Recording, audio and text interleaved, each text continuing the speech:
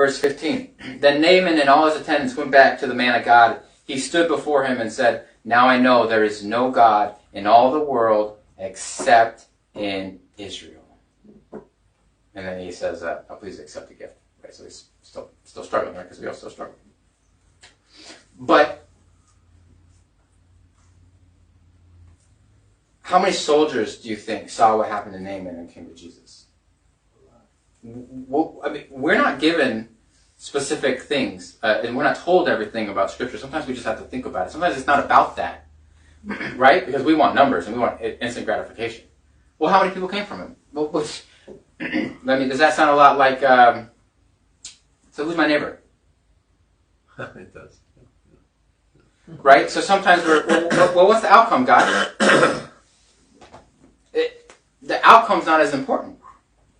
It is important to God, and He will bring it. Because ultimately, it's just your faith and God working through simple obedience.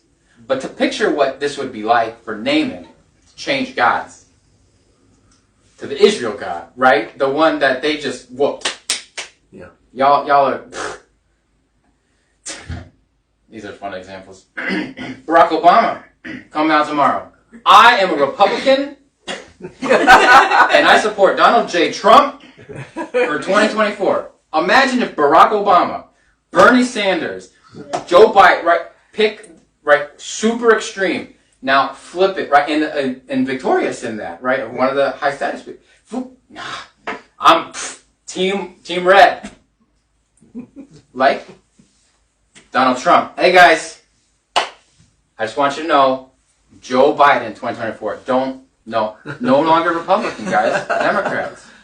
No, I'm telling you guys. No. Right? It would blow our minds. We'd be like totally confused. And I guarantee you a lot of us would analyze what we were doing. And a lot of us, that's not the greatest example.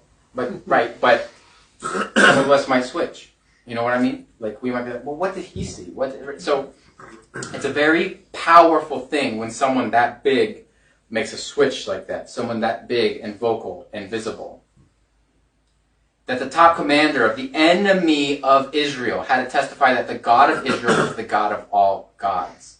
And that I believe he didn't just transform skin.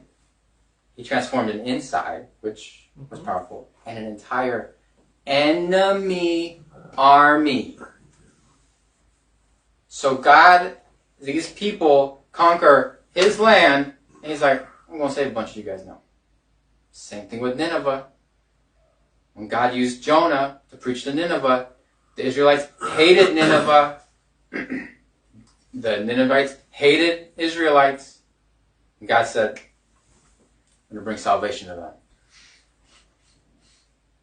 He was committed to the process and made a new man out of named man.